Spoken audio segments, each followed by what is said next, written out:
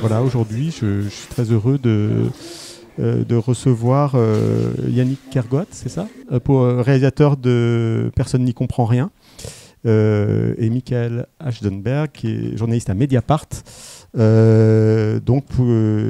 qui a participé, qui est co-auteur du film, voilà, et qu'on peut retrouver également dans des bonus. Je cite le Jour de fête, évidemment, l'éditeur qui a fait un super travail. Je dis juste en quelques mots, je fais quelques petits rappels bio pour toi. On se tutoie, on se vous voit voilà.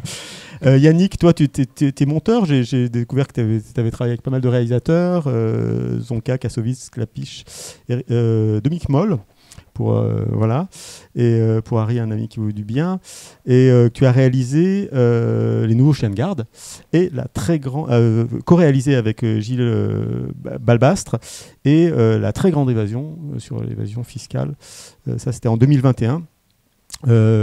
Co-animateur sur Acrimed, tu sévis aussi. Attends, alors on enregistre, alors donc on a besoin du micro. Acrimed, oui, j'ai beaucoup milité à Acrimed. Action Critique Média, pour ceux qui ne connaissent pas. Voilà.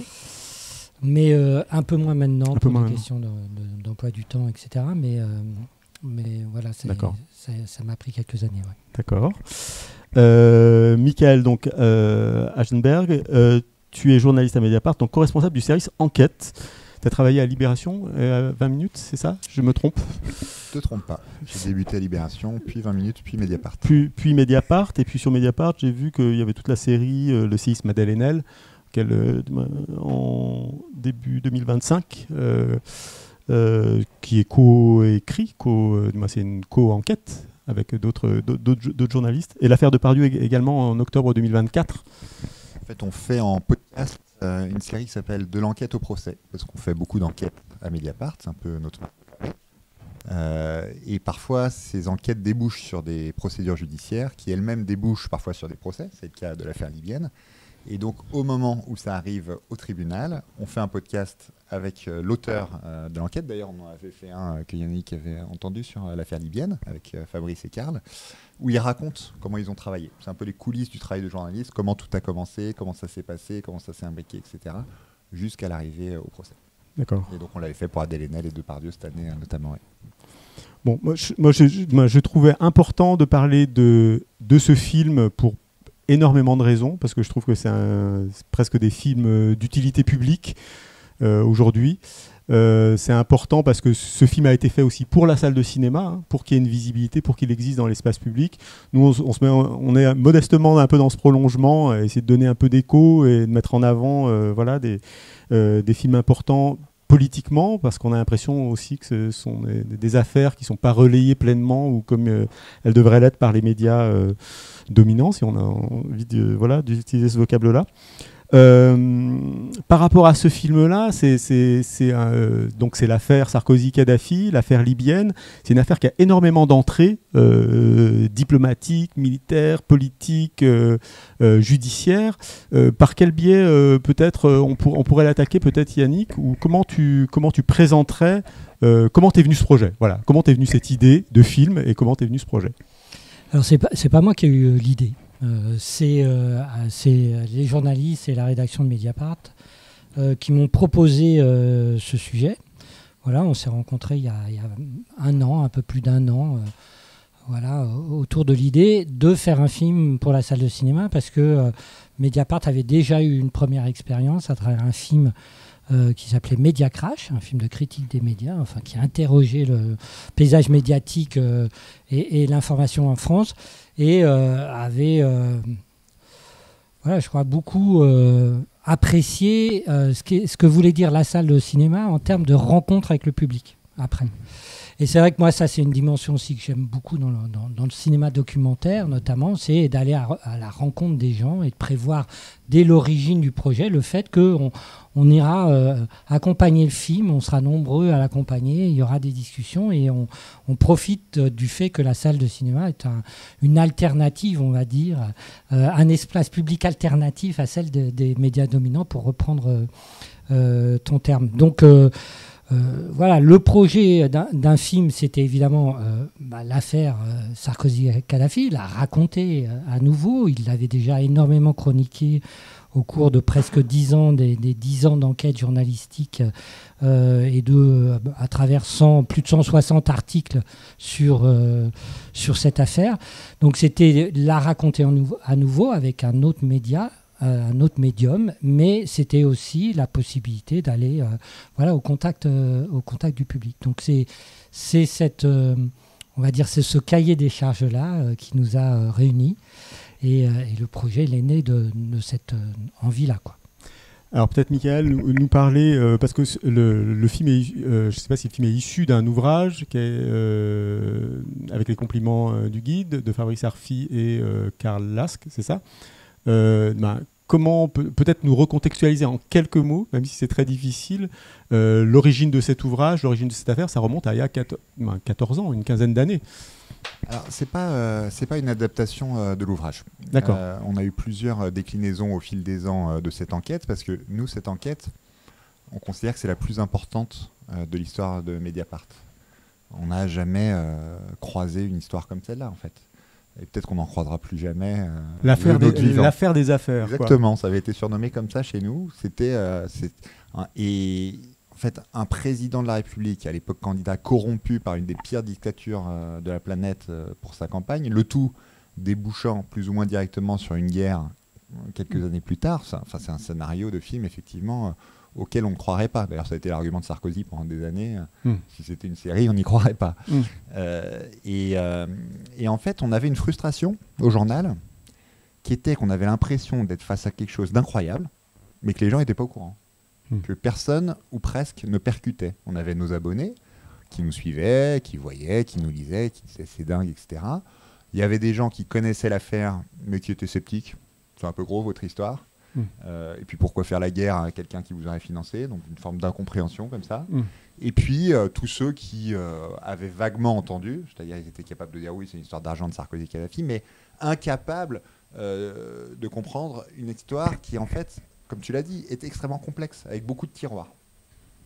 Et donc à plusieurs reprises, on a voulu vulgariser, parce que nous, à Mediapart, on fait un travail en profondeur, en longueur, mais parfois on est un peu pointu, parfois on est un peu technique, parfois on perd un peu les gens, et puis au bout du 112e épisode d'un feuilleton qu'on fait de 160, on a perdu pas mal de gens en route. Donc on avait essayé, Fabrice et Karl avaient fait un livre, ça reste un public relativement limité. On avait fait un podcast, pareil, ça avait bien marché, mais c'est relativement limité. Fabrice avait fait avec d'autres journalistes, d'autres médias, une BD qui avait assez bien fonctionné aussi. Mais on avait envie de faire un objet grand public. En fait, on avait envie, quoi qu'il arrive judiciairement, de se dire au moins ce qu'on a fait sera su. En fait, les faits qu'on avait devant les yeux, on voulait qu'ils soient connus du plus grand nombre. Que chacun ait conscience de ce qui s'était passé en France pendant quelques années. Et donc le film nous paraissait pour ça la meilleure chose à faire. Ça faisait quelques années qu'on tournait un peu autour de l'idée, mais on avait deux problèmes.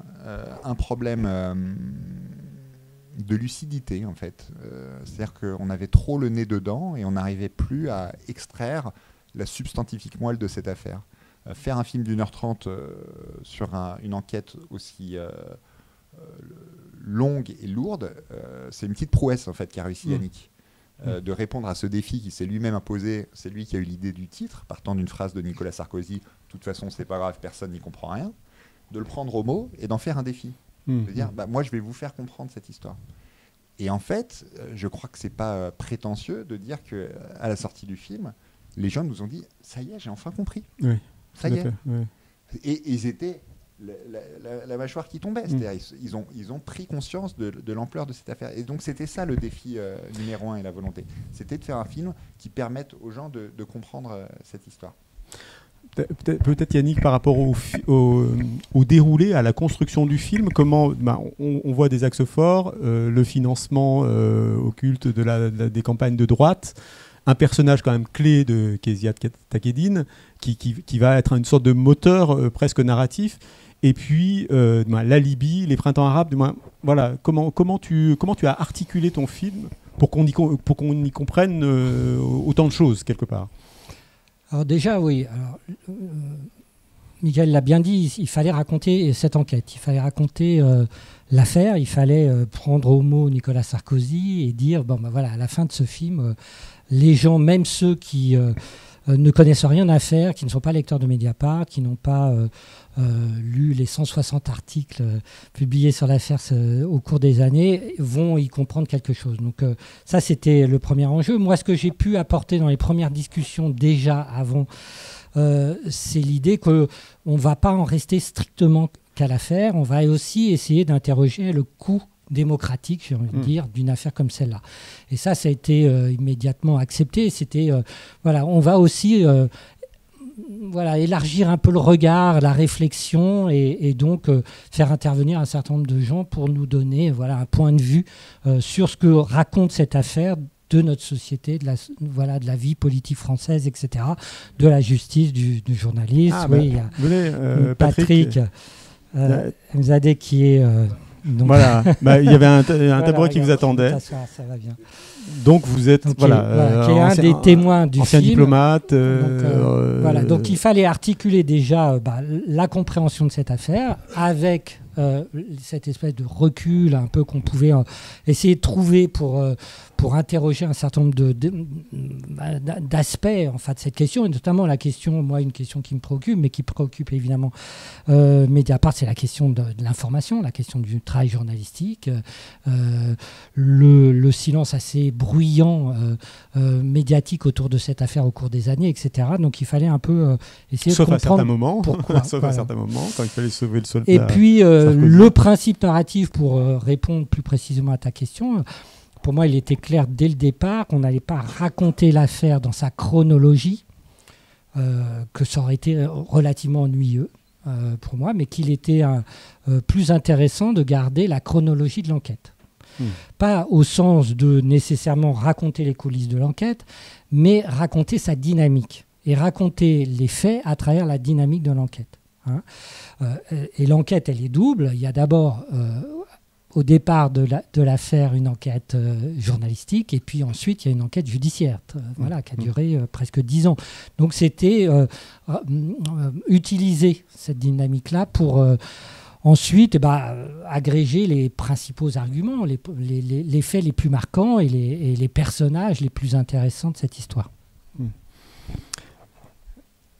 Patrick, bonsoir. Je vous laisse vous présenter. Oui, bonsoir. Patrick Mzadeh. J'étais diplomate en Libye, enfin dans plein d'autres pays avant, mais dernièrement en Libye de 2001 à fin 2004. Donc juste au moment de la visite de Jacques Chirac, en fait, c'était Chirac à l'époque, et le début de l'ère Nicolas Sarkozy qui allait ensuite occuper le ministère de l'Intérieur. Donc en fait j'interviens dans le film en tant que connaisseur de la sociologie du pouvoir libyen. Moi j'ai écrit un livre sur la Libye de Kadhafi, et puis sur aussi les relations franco-libyennes, puisque c'était ce qui nous occupe. Alors moi j'ai continué bien sûr à travailler sur la Libye et sur toutes ces questions, mais dans la période où j'y étais, la période a été marquée par la normalisation, entre guillemets, de la relation de la Libye avec la communauté internationale. Donc c'était... Est-ce que vous pouvez juste faire un micro-panorama comme ça de la Libye avant cette normalisation, cette normalisation et la bascule au printemps arabe, qu'on ait une sorte de paysage comme ça. Ah d'accord, ok, très bien. Donc ce qui est fait dans le film, mais que voilà. Non, mais on le voit pas forcément justement. Enfin, c'est pas le thème du film, donc c'est vrai que c'est intéressant. Moi, je suis arrivé en Libye juste avant le 11 septembre, donc 2001. La Libye était sous embargo international, donc il faut se rendre compte de ce que c'est qu'un pays où il n'y a pas de liaison aérienne. La Libye était coupée du monde. C'est-à-dire que c'est toute une jeunesse qui n'avait pas accès au voyage. Donc pour entrer en Libye, moi je passais par la Tunisie, par la voie routière. C'est un pays qui était, où il n'y avait pas de commerce, très austère en fait. C'était encore entre guillemets un pays socialiste, hein, donc avec des produits subventionnés. Les gens avaient accès à ces produits dans des magasins d'État. Et surtout, le pays était sous sanction internationale, très dure. Hein. Donc, qu'est-ce qui s'est passé au moment du 11 septembre ? Moi, je pense que c'est une bascule pour Kadhafi. Il a compris ce qui se passait, tout à fait, ce qui était en jeu, très vite, et il s'est dit, voilà, moi je suis considéré comme un des support du terrorisme international, hein, il était sur la liste des États terroristes, etc. Et avec certaines bonnes raisons, bien sûr. Et donc, je suis le prochain sur la liste. Hein, ça va être le prétexte, donc je vais être sur la liste des chefs d'État et des régimes à abattre. Donc, en fait, très vite, il a compris ça. Le jour même, en fait, il a appelé les États-Unis. Il n'y avait pas de relation diplomatique entre la France, entre les États-Unis et la Libye. Donc il a contacté les autorités américaines et il a fait savoir qu'il était prêt à coopérer avec la CIA. C'était open bar en matière de lutte antiterroriste, de donner tous les dossiers et de toute la coopération qu'il pouvait avoir en matière de lutte, que lui avait toujours lutté contre l'islamisme radical, qu'ils avaient un ennemi commun. Et donc en fait, je date à peu près à ça, vraiment la volonté de normalisation. Donc c'est quelque chose qui est venu, je dirais, d'un certain pragmatisme de Kadhafi. Et ensuite, il a levé progressivement tous les obstacles à la normalisation. Donc c'était vraiment la période où j'y étais. Ça s'est fait assez vite. Entre 2001 et 2003, c'était bouclé. Hein, c'est-à-dire qu'il avait réglé l'affaire des compensations aux victimes du décédiste du TA, qu'on voit dans le film. Il avait accepté de livrer à la justice écossaise les 2 officiers de sécurité qui étaient impliqués dans l'attentat du 747, l'attentat de Lockerbie. Il a accepté de démanteler tous les embryons de programmes qu'on lui attribuait d'armes de destruction massive, qui étaient un obstacle à l'ouverture. Donc ça, c'était en 2002. Donc ça a été vite réglé. Il n'y avait pas grand-chose. Hein, quelques recherches sur les missiles Scud avec les Coréens du Nord, un petit embryon de recherche nucléaire qui était plus des recherches pour la médecine. Et donc, en fait, à partir du moment où il a décidé de ça, on a été témoin. En fait, en 24 heures, les Américains sont venus, la CIA a embarqué ce qu'il y avait embarqué, et l'affaire des armes de destruction massive libyennes a été aussi réglée. Donc, la première, 2001. Ensuite, on a 2003. Hein, 2003, c'est un épisode important. C'est l'invasion de l'Irak par les États-Unis. Et là aussi, Kadhafi, ça accélère son processus de désir de normalisation. Hein, parce qu'il craignait toujours, bien sûr, d'être bombardé, attaqué par l'OTAN. Donc, en fait, ça a été assez vite réglé. Du côté français, je parle du côté français, il faut se mettre à l'époque, c'était, quand j'y étais, on avait Chirac président, Alliot Marie, c'est important, ministre de l'Intérieur, le mari d'Alliot Marie, qui était président de la commission d'amitié franco-libyenne au Parlement. Donc on avait une pression très forte pour la reprise des relations bilatérales, et notamment, puisque je parle d'Alliot Marie, notamment dans le domaine militaire, hein, puisque le gros enjeu, c'était pas la reconstruction des hôpitaux qui étaient délabrés, la reconstruction des routes, enfin tous les services publics qui étaient détruits par 10 ans de sanctions, mais c'était relancer la coopération militaire. Il y avait une vraie volonté, en l'occurrence de la France, poussée bien sûr par Dassault et le lobby militaro-industriel, pour vendre des avions de guerre, des hélicoptères, tout ce qu'on pouvait vendre, parce que c'était un Eldorado. Et je dirais l'arsenal libyen était un arsenal soviétique. Kadhafi faisait miroiter des gros contrats. Et donc, il y a eu une pression très forte qui s'est traduite assez vite par une visite, bien sûr, de Chirac, puis d'Alliot-Marie, avec des contrats à la clé. Et donc, et dans le domaine sécuritaire également, puisqu'à l'époque où Nicolas Sarkozy a été nommé début 2005, si mes souvenirs sont bons, au ministère de l'Intérieur, il a immédiatement ouvert une coopération sécuritaire. Ça y est, il y a des officiers de police qui sont détachés, ça s'appelle coopération policière. Qui vont former qui forment les gardes du corps, la sécurité privée, les unités de sécurité de Kadhafi. Voilà. Donc ça s'est mis en place très vite, dès 2005. Et à partir de là, on a eu la visite de Kadhafi à Paris, qu'on voit dans le documentaire, et qui a été l'apothéose, en quelque sorte, pour Kadhafi, de la réinsertion, de la réhabilitation, parce qu'il n'y avait pas que la France. En arrière-plan, il y avait l'Europe. Pour Kadhafi, c'était important. Il avait déjà fait ce travail avec Berlusconi, ils étaient très amis. Il y avait des très bonnes relations entre mais pour la Libye, ça ne suffisait pas, il fallait la France. Donc, et Kadhafi, en bon, je dirais, bédouin négociateur, il faisait monter les enchères, c'est-à-dire qu'il promettait des signatures de contrats, mais les choses n'allaient pas assez vite. Et donc, Sarkozy aurait voulu offrir, en contrepartie de la visite de Kadhafi, des milliards de contrats. C'était pas signé. Donc, côté français, il y avait des frustrations. Côté Sarkozy, bien sûr, il y avait des frustrations également, parce qu'il était critiqué. Cette visite a été très, très critiquée. Par toutes les associations des droits de l'homme. On se souvient qu'il y avait Ramayad, qui était secrétaire d'État, je crois, aux droits de l'homme, qui a démissionné, qui a démissionné suite à cette visite. Voilà. Donc, en fait, je dirais qu'il y a une volonté française. Il y a une volonté libyenne, mais surtout de réintégration, mais qui n'était absolument pas pressée de signer des contrats commerciaux. C'était surtout un désir de réhabilitation de la Libye sur la scène internationale. Donc, alors, comment entre le moment, parce que je suis retourné entre le moment où j'ai quitté mon poste et la Révolution, qu'est-ce qui s'est passé en fait, ça a été très vite. Donc il s'est passé entre guillemets une ouverture politique, donc il fallait montrer des gages.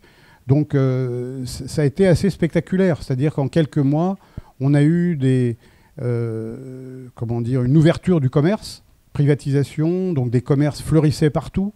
Vous aviez un business, bien sûr, réouverture des lignes aériennes. Donc vous aviez un business triangulaire entre Dubaï, Istanbul et Tripoli, où d'un seul coup on trouvait des vêtements, plein de produits de consommation dont les gens avaient été, bien sûr, n'avaient pas accès pendant longtemps. Et c'était très spectaculaire parce qu'en fait, il y a des cafés s'ouvraient, des cafés Internet. Pendant un moment donné, il y avait une volonté d'ouvrir le tourisme. Donc vous aviez, je ne sais pas, de nouvelles frontières, enfin plein de compagnies touristiques qui organisaient des treks dans le désert. Ils donnaient des visas. Il n'y avait même plus besoin. On prenait le visa à l'aéroport directement. Ça, c'était quelque chose qui était une rupture avec avant. Quand je suis arrivé, il fallait faire traduire le passeport. C'était très, très compliqué pour avoir le visa. Et là, d'un seul coup, voilà, ouverture. Alors, comme je l'écrivais, et je décris aussi dans mon livre, faut pas se mentir, c'était une ouverture en trompe-l'œil. C'était pas la concurrence libre et non faussée, chère aux capitalistes et aux néolibéraux. C'était une rétribution des proches, des gens que le régime voulait rétribuer, auxquels on donnait une licence de Coca-Cola à un des fils, l'ouverture de magasins en l'échange d'allégeance au régime. Enfin, tout ça était toujours un système politiquement fermé, mais voilà, c'est quelque chose qui est bien connu, libération économique, mais autoritarisme politique. Patrick, alors je vous interromps un petit peu parce que je veux juste faire circuler la parole avant qu'on bascule dans la bascule du printemps arabe. Je fais réagir Michael et après le micro va vous revenir. Mais par rapport moi je trouve que la remise en contexte est très intéressante parce que ça élargit aussi le champ de l'affaire aux relations franco-libyennes et à ce rapport-là quand même très particulier avec ce pays-là. Et on remonte avant les Balladouriens à la présidence Chirac. Voilà. Ce zoom arrière un peu, comment vous l'entendez ou comment Nous, on n'est pas spécialiste comme Patrick Ebzadeh de l'histoire libyenne. Donc c'est une histoire qu'on connaît, on l'a lue et c'est important de connaître le contexte. Après, journalistiquement, nous, on a raconté des faits d'une histoire de corruption sans extrapoler. Cette histoire-là, elle a été présente pendant notre enquête. Elle a surtout été présente au procès, en fait. Ce qu'on ne voit pas dans le film, c'est que, en fait, Nicolas Sarkozy en a beaucoup parlé de cette histoire libyenne, puisque son principal argument au procès, c'est de dire qu'il n'avait pas réintroduit Kadhafi dans le concert des nations, puisque ça avait déjà été fait par Chirac. Donc il a beaucoup mis ça en avant, de dire en fait, mais moi, vous m'accusez de quelque chose, mais en fait, il y avait déjà des discussions entre Kadhafi et l'Europe, il y avait déjà des discussions entre Kadhafi et Chirac. Moi, j'ai juste prolongé ça. Donc vous faites comme si il y avait un accord, mais il n'y avait pas plus. Il n'y avait pas plus. J'ai poursuivi ce qu'avaient fait mes prédécesseurs et ce qu'aurait fait n'importe qui à ma place. Bon, sauf qu'à l'époque, Nicolas Sarkozy, il n'a pas une place au sein de l'État où il est censé développer des relations avec Mouammar Kadhafi avant d'être président de la République. Et Brice Hortefeux, encore moins. Brice Hortefeux fait des voyages en Libye. Il est ministre aux collectivités territoriales. Bon, il n'y a pas beaucoup de collectivités territoriales en Libye. Mais c'était un de ses arguments pendant le procès. Ce que je voulais vous dire en disant que nous, le contexte, on n'extrapole pas. C'est-à-dire que nous, on écrit et on diffuse des images que, c'est une discussion qu'on a eu pas mal au début du film, que ce sur quoi on est certain. Bien sûr que le paysage de la Libye avant la Révolution est important, et bien sûr que la guerre est l'éléphant au milieu de la pièce. Puisque cette guerre, elle ne cesse de nous interroger. Je le disais tout à l'heure, ça a été aussi un argument de Sarkozy. Pourquoi j'irais faire la guerre à un dictateur qui m'a financé ? Son principal argument pendant toutes les années d'enquête journalistique et d'enquête judiciaire. Et puis, voilà, il y a beaucoup de gens qui n'ont pas besoin d'être complotistes pour nous dire que, on l'a vu dans les salles de cinéma, si Sarkozy a fait la guerre, c'est sûrement qu'il voulait faire disparaître des preuves de la corruption au moment où son régime allait peut-être basculer. Et donc, Nicolas Sarkozy a voulu s'assurer qu'il ne reste rien sur place et que ça ne puisse pas se retourner contre lui. En fait, c'est une théorie qu'on n'a jamais pu démontrer. Je ne dis pas que c'est faux. Mais nous, on ne peut pas écrire des choses qui sont des hypothèses. En fait, écrire ça dans un journal, c'est déjà donner du crédit à cette hypothèse. On ne peut pas faire des phrases en forme de point d'interrogation. Si ça se peut, Nicolas Sarkozy, non, ça n'existe pas dans le journalisme. Il faut s'en tenir si on... Il faut s'en tenir si on veut être rigoureux à des faits qu'on est capable de démontrer, qu'on est capable de prouver si on est attaqué en justice, ce qui peut arriver, et c'est bien normal dans une démocratie. Si on est attaqué en diffamation, on va pouvoir montrer notre enquête, le sérieux de notre enquête, etc. Ensuite, à la vue du film ou au vu des éléments que les gens ont lus, chacun est libre d'interpréter. Les secrets de cette guerre, ils existent. Les traces des raisons de l'intervention, la manière dont la France est intervenue, on le voit un petit peu dans le film. C'est pourquoi on choisit de frapper la maison personnelle d'Abdallah Senoussi. Là aussi, on peut se poser des questions. C'était pas un objectif de guerre. Pourquoi ce qui est très frustrant, je trouve, comme journaliste, mais comme si toi aussi, je pense, c'est que, en fait, même les juges d'instruction, qui ont beaucoup plus de pouvoir coercitif que les journalistes, et c'est bien normal, se heurtent au secret défense, se heurtent au secret d'un État, au secret d'État. En fait, il y a des choses qui dorment dans les tiroirs de l'administration française, des secrets bien gardés, que très peu de gens connaissent, et qui donnent des clés de compréhension qu'on n'a pas et qu'on aura peut-être dans 50 ans. Aujourd'hui, on découvre des clés de compréhension de la guerre de décolonisation en Algérie. Aujourd'hui, on commence à découvrir des choses sur le génocide des Tutsis, parce que les archives ont enfin été ouvertes, que des historiens se plongent dedans, et donc on commence à compléter nos données, à comprendre la responsabilité de l'État français, etc. Mais tout ça, voilà, c'est des choses qui, il y a encore 10 ans, étaient dans les tiroirs de la République, mais qu'on refuse de sortir, au nom de la raison d'État. Mais vous, avec vos sources, parce qu'il y a dans les bonus, il y a une discussion passionnante sur votre métier de journaliste, votre rapport aux sources, votre rapport à des personnes peut-être pas fréquentables, mais que vous allez entendre, qui vont essayer de vous manipuler. Comment est-ce que vous gérez tout ça ? Comment vous arrivez un peu à tâtonner, à grenouiller un peu dans ce marécage. Fabrice et Karl, pendant toute leur enquête, beaucoup de gens ont cherché à les piéger. C'est sûr que s'il y avait eu le moindre faux pas pendant leurs 14 années d'enquête, le clan Sarkozy se serait rué dessus pour discréditer l'ensemble de l'enquête. Donc il ne faut pas faire la moindre erreur. Et chacune de leurs phrases est scrutée, mais même chacune de leurs virgules, en fait. Donc c'est une pression qui est importante. Il ne faut pas se tromper à aucun moment. Et c'est vrai, on le raconte. Vous avez eu des pressions ? Tu as eu des pressions ? Des pressions, oui, mais surtout des pièges. En fait, ils ont été confrontés à des gens qui leur ont montré des faux documents, des faux témoignages. Et puis il y a ce qui sort ailleurs de gens qui sont censés innocenter le clan Sarkozy, etc. Donc il faut savoir ce que c'est un vrai document et ce que c'est un faux document, comment on authentifie un document, prendre la prise de risque, avoir l'audace de dire en fait on a fait suffisamment de vérifications et avoir le courage. Là c'est Fabrice et Karl, mais c'est aussi le directeur de la publication, Edoui Plenel à l'époque, et François Bonnet, directeur éditorial, qui au moment où un des documents qui a été centraux dans l'affaire, qui est un des documents la fameuse annonce, note, la note Moussa Koussa, qui annonce que la Libye est prête à s'engager dans un financement pour soutenir Nicolas Sarkozy, on est entre les deux tours de l'élection présidentielle. Donc la pression, c'est ça quand je parle de pression, c'est qu'elle est énorme en fait. On ne peut pas se tromper. Mettre un document comme ça dans le débat public à ce moment-là, si le document est faux, s'il y a une erreur, c'est la fin du métier de journaliste pour Fabrice et Karl, et c'est la fin de Mediapart. On ne se remet pas d'un truc comme ça. On engage toute une communauté, tout un collectif de journalistes qui est là depuis des années, qui travaille et qui peut être balayé du jour au lendemain si en fait on a fait vous vous rendez compte la connerie immense, enfin c'est fou si on fait une erreur dans un truc comme ça, mais voilà, on ne s'en remet jamais. Donc ça demande quand même du courage, à la fois à ceux qui écrivent et à la fois ceux qui publient et qui sont responsables juridiquement, et puis ensuite ça demande beaucoup de prudence en fait. Voilà. Si on est sûr d'une information à 99%, ne surtout pas la publier. Voilà. Une information, c'est 100%.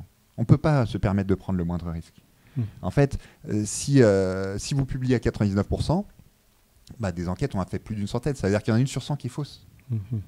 On ne peut pas se permettre de perdre un procès. On ne peut pas se permettre de publier une fausse information. Surtout nous. Franchement, des fausses informations, il y en a pas mal qui circulent dans les médias français. Ils s'en remettent. C'est oublié du jour au lendemain. Mais nous, je ne sais pas si ça fait prétentieux de dire ça, mais on a tellement d'adversaires, tellement des gens qui veulent discréditer à la fois cette enquête et qui, en discréditant cette enquête, discréditeraient tout le journal, qu'il ne faut surtout pas se le permettre. Donc mieux vaut renoncer à une information si elle n'est pas complètement sûre, si elle a le moindre risque, plutôt que de prendre le risque d'une information. Donc le risque, il ne faut pas le prendre en matière journalistique.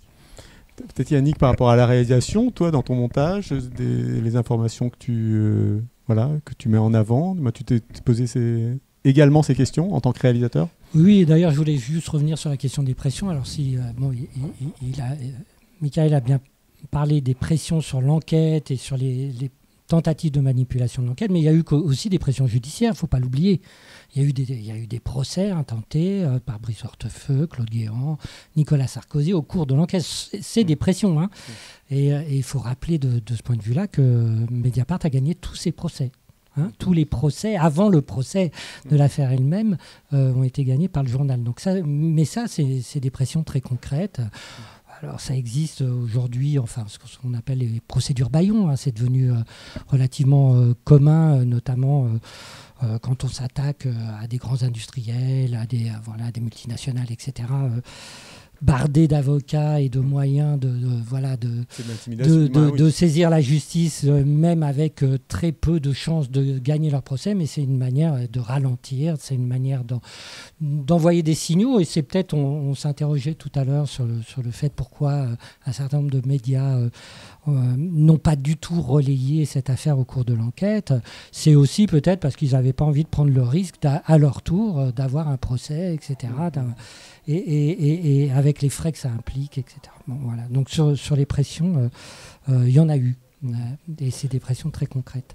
Par rapport à l'éléphant dans la pièce, donc la guerre, qui reste quand même quelque chose qui est de l'ordre du un peu mystérieux, c'est-à-dire que un État déclenche une guerre fait chuter un régime qui est censé l'avoir soutenu dans sa campagne précédente. On est quand même face à quelque chose d'assez énorme, et c'est un peu au cœur du film, et en même temps, on en sort avec peu de réponses. Ça, je laisserai Patrick répondre là-dessus. Alors, c'est vrai, je reprendrai un peu un argument qu'a pas beaucoup développé Michael, c'est de dire qu'effectivement, dans le film, on s'est interdit d'avoir des hypothèses.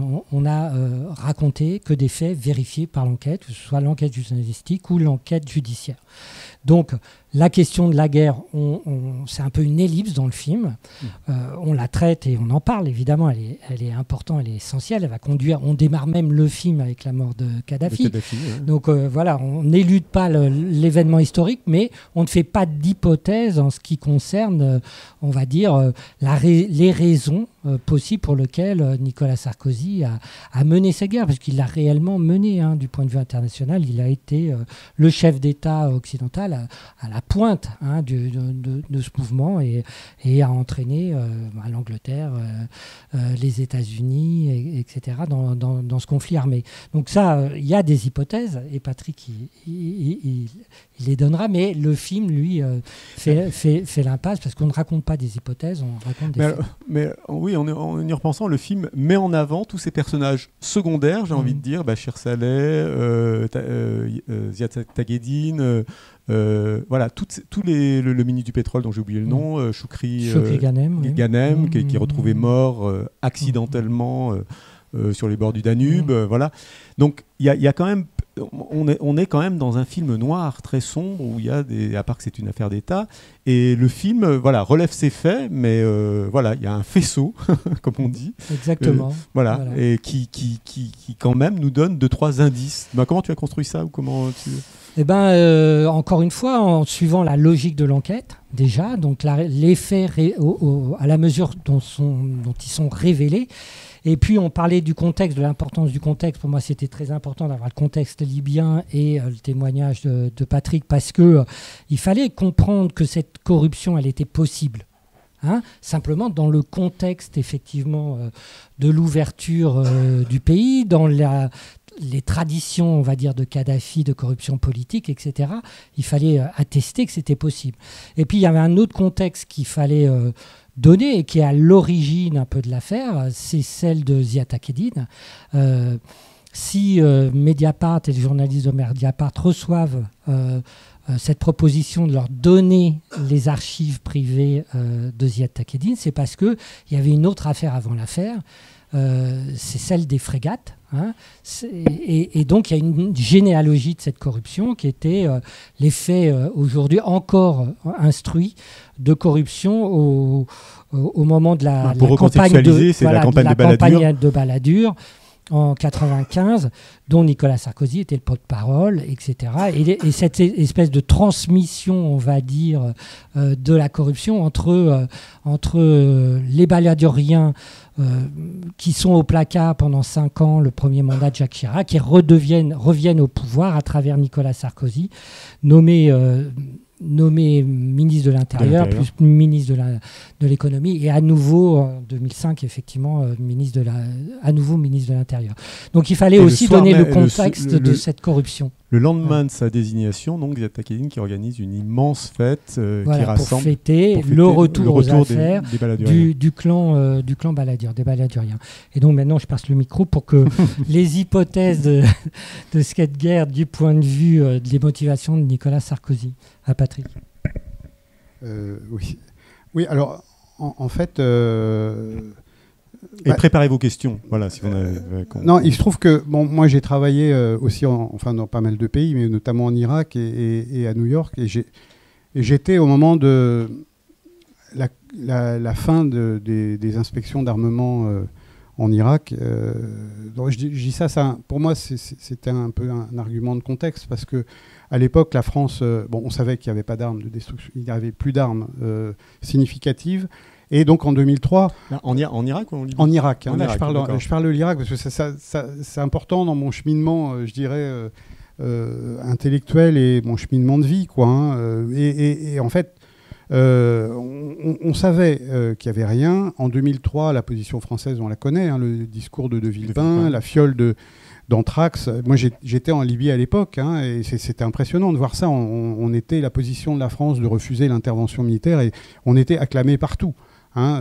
La France avait une position diplomatique indépendante. On a fait un discours contre la guerre, et qui s'est révélé ensuite... vu le fiasco quand même de post-opération, une catastrophe, et surtout sur un mensonge. Voilà, surtout sur un mensonge. Donc en fait, je suis ni complotiste, mais en 2001, je me suis retrouvé, en 2011 plutôt, je me suis retrouvé dans une situation très très embarrassante. D'abord, j'étais absolument pas un partisan du régime de Kadhafi. Hein, ceux qui ont lu ou liront ou peuvent accéder à mon bouquin verront que j'étais extrêmement critique et je démontais ce régime, mais j'étais contre l'intervention militaire. Voilà, pour tout vous dire. Donc c'était extrêmement difficile. Je me souviens que j'ai été invité, c'était l'émission de Soir 3 là, à l'époque, dans comment dire, TADI, je sais plus comment. Voilà, Ce soir ou jamais. Vous savez, il y avait encore des débats longs, contradictoires, avec Ronnie Broman d'ailleurs, et on faisait partie des gens qui étaient contre, chacun pour des raisons différentes. Lui en tant que praticien de l'action humanitaire et des interventions, et moi en tant que spécialiste de la Libye, et puis de ce type de choses. Donc en fait, j'étais contre parce que je savais qu'on aurait une guerre civile. Et surtout, j'ai vu les mensonges. Alors ça paraît, mais quand on connaît, et j'avais des amis à l'intérieur qui étaient des gens, parfois des rebelles, parfois des gens qui étaient fonctionnaires, enfin des gens dans tous les clans. Et en fait, un des mensonges déclencheurs, ça a été ce fameux bombardement des populations civiles. Donc là, c'est pas du tout des hypothèses, c'est des faits. C'est-à-dire que le 20 février, c'est-à-dire 3 jours après le début de l'insurrection, on a sur Al Jazeera, une chaîne de télé qatari, un son, c'est-à-dire un téléspectateur qui peut être n'importe où. Bon, moi, des journalistes qataris m'ont dit qu'il était dans les studios de Doha, et qui appelle, qui dit, voilà, je suis libyen, je suis à Fashloum. Donc Fashloum, c'est un quartier périphérique de Tripoli. C'est horrible, il y a un avion qui bombarde les populations civiles, il y a des dizaines de morts, bon voilà. Et donc cette information est reprise, enfin, c'est intéressant, je veux dire, même pour un étudiant journaliste, pour moi je trouve ça un cas d'école, elle a été reprise en boucle par tous les médias. Et donc, voilà, Kadhafi venait de bombarder ces populations civiles. Et ça, c'est un narratif qui a été repris par Sarkozy. Et là, je le cite dans les bonus, parce que je parle un petit peu de ça dans les bonus du DVD. Le 25 février, donc on est 8 jours après le début de l'insurrection, il était à Istanbul, et il fait une conférence de presse en disant clairement un dirigeant qui bombarde ces populations civiles avec des avions de guerre n'est plus légitime. Donc Kadhafi n'est plus un interlocuteur. Donc c'est là que j'ai vu... je dirais, la logique de guerre, à partir du moment, et bien sûr, on a fermé l'ambassade aussi à ce moment-là, donc ça veut dire qu'on fermait la porte. L'option diplomatique n'était plus... À une issue diplomatique. Ouais. Et j'ai su par ailleurs, parce que j'avais beaucoup de sources diplomatiques ou militaires aussi, des gens que je connaissais d'avant, qui m'ont dit, le premier conseil de défense que Sarkozy a réuni, il a mis c'était donc 2 jours après le début de l'intervention, ou 3 jours, il a mis en satellite en observation, un sous-marin pour aller recueillir des écoutes, des écoutes hertziennes, etc., au large de la Libye. Donc très très vite, et il a ordonné à l'armée de se préparer à une intervention. Donc ça, on aura peut-être effectivement un jour des sources, mais c'est des choses qui sont orales, mais il y aura accès un jour à des documents. Donc je ne dis pas que c'est en lien, et qu'il y a des gens dans son état-major qui étaient contre. La DGSE était contre, parce que la DGSE, leur prisme, c'est l'islamisme, et donc ils n'avaient qu'une hantise, c'était que la chute du régime ouvre la porte aux islamistes. L'armée n'était pas très chaude non plus. parce que, bon, ils savent que quand on commence une guerre, surtout ce type de guerre, on ne sait pas du tout comment ça va se terminer. Donc... Bernard-Henri Lévy était pour. Ah oui, non, mais là effectivement, BHL était... Et BHL a joué un rôle dans la mobilisation, mobilisation médiatique. Je ne dis pas que c'est lui qui a convaincu Sarkozy, parce qu'il y avait déjà des équipes sur place avant même que BHL arrive. Il avait déjà dépêché une équipe des services sur place qui était déjà à Benghazi. Donc il avait d'autres sources d'informations que BHL. Bon, BHL s'est attribué bien sûr le bon rôle dans son bouquin. C'est moi qui ai tout fait. Mais tout ça pour dire que la décision a été prise très vite. Alors moi je l'attribue, ça c'est encore une fois, c'est mes hypothèses, c'est de l'analyse politique je dirais. Vous savez, dans l'histoire de la Ve République, tous les présidents quasiment ont eu leur guerre. C'est quelque chose, vous êtes un président, vous êtes chef des armées, et quelque part avoir sa guerre, ça vous donne une posture voilà, de chef d'État. Sarkozy était au plan intérieur, il y a eu l'affaire Bettencourt qui avait éclaté à la fin de l'année 2010, qui était vraiment... ça lui a pas fait... il était en mauvaise posture en début 2011. Il y a eu ça, il y a eu la révolution en Tunisie. Donc quand même, je ne sais pas si vous vous souvenez, mais Michèle Alliot-Marie, qui entre-temps était passée ministre des Affaires étrangères, elle avait quitté la Défense, et elle propose 2 jours avant le départ de Ben Ali, il y avait une insurrection générale dans le pays, d'envoyer des équipements et des formateurs français pour encadrer les forces de répression tunisiennes. Donc je ne sais pas si vous... 2 jours après, Ben Ali tombe. Donc, en fait, on était totalement discrédité dans le pays qu'on est censé connaître le mieux. La Tunisie, c'est quand même un pays où on a des liens historiques. Bon. Par rapport au printemps arabe, de toute façon, il y a eu une cécité de toutes les élites françaises, en général, sur tout ce qui s'est passé quand même. Si vous voulez, alors après, on peut dire, c'est toujours difficile. Vous savez, une révolution, par définition, on la voit pas venir. Donc il y avait quand même des signaux comme quoi le régime tunisien, il y avait de plus en plus de critiques, il y avait une situation socio-économique qui était catastrophique. Là, les diplomates ont fait une tribune. Justement, c'est sorti au mois de février, juste avant la décision, où ils critiquaient et ils disaient qu'ils avaient envoyé des télégrammes diplomatiques très tôt sur ce qui se passait en Tunisie. Donc il y a des diplomates qui ont écrit. Je ne défends pas la corporation, mais il y a des gens qui avaient écrit. Et bon, c'était resté sous le coude, parce qu'effectivement, c'est toujours difficile. On peut dire qu'il y a des signaux, mais une révolution, par nature, on ne la voit pas venir. Donc après, quand elle a commencé, après c'est facile à dire. Donc en fait, on était discrédités. Bon, et après la Tunisie, il y a eu l'Égypte. En Égypte, c'est pareil. On soutenait Boubarak, on avait des relations militaires avec l'Égypte, et la France a été inaudible. Finalement, qui est-ce qui a réglé la crise, entre guillemets? C'est les Américains, via les militaires américains qui ont fait en sorte de dire à Moubarak tu t'en vas, et c'est l'armée qui fait la transition. Et on voit ce que ça donnait ensuite. Mais la France était inaudible.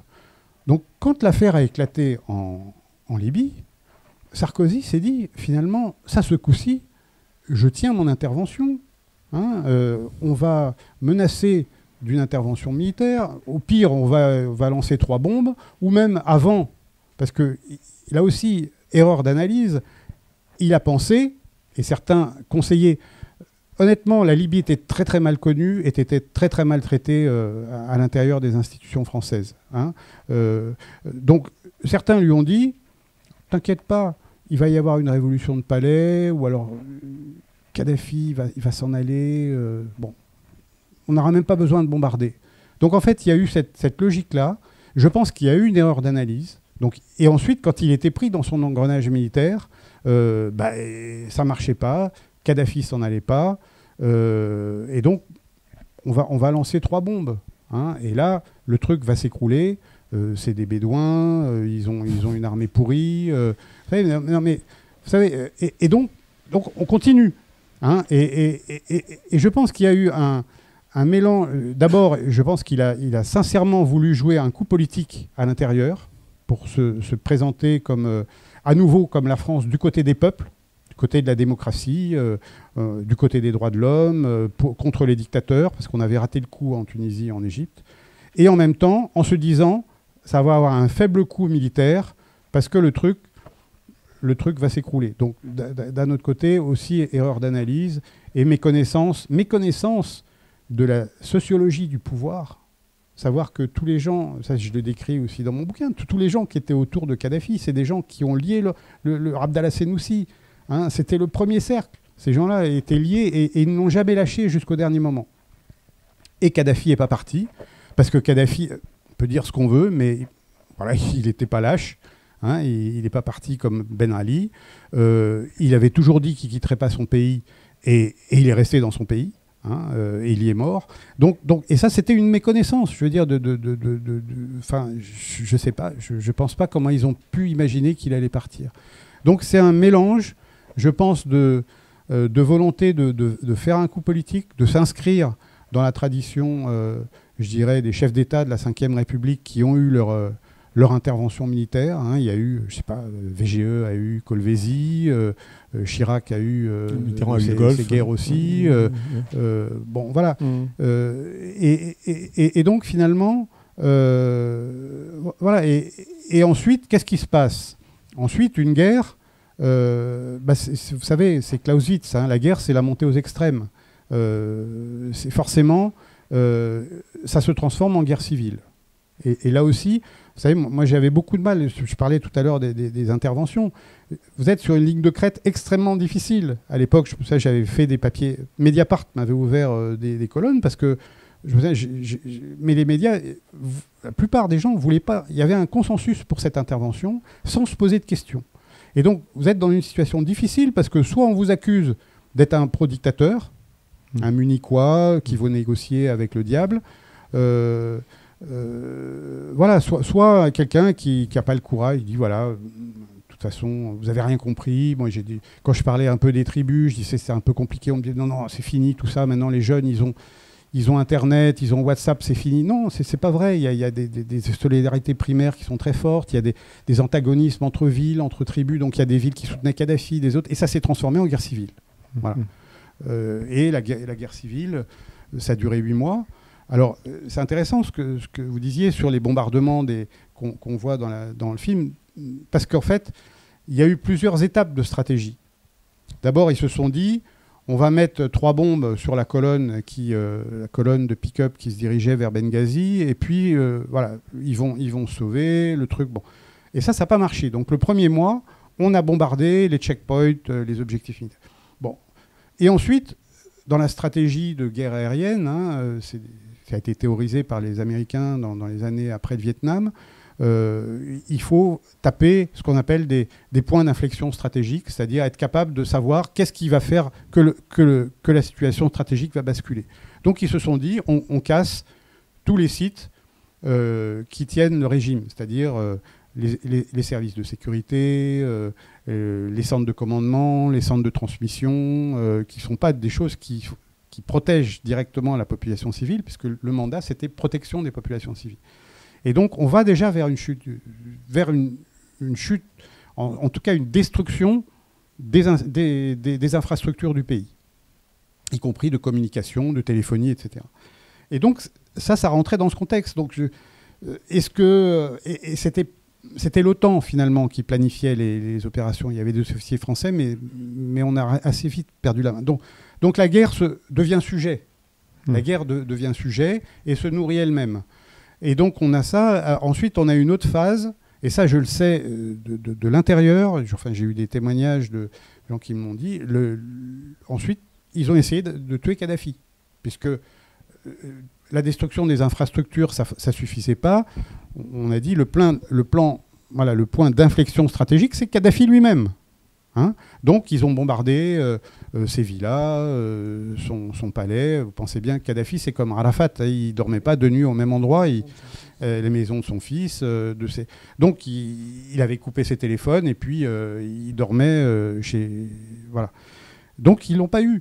Et là on arrive au mois de juin, le canard était toujours vivant et la guerre se prolongeait. Voilà, le truc qui devait durer 3 jours se prolonge. Et donc là on est passé à l'étape au-dessus, le seuil au-dessus, au mois de juillet. Et là, ça a été le parachutage massif d'armes via le Qatar, parce que c'était le Qatar qui avait les contacts avec les groupes armés de l'Ouest, qui étaient effectivement principalement des islamistes, puisque le Qatar soutenait à l'époque la mouvance des frères musulmans. Et donc on a délivré, on a construit une piste de fortune dans la montagne de l'Ouest, on a parachuté des armes, et donc là ça a été la dernière phase, ça a été parachutage d'armes pour prendre Tripoli en partant des montagnes de l'Ouest.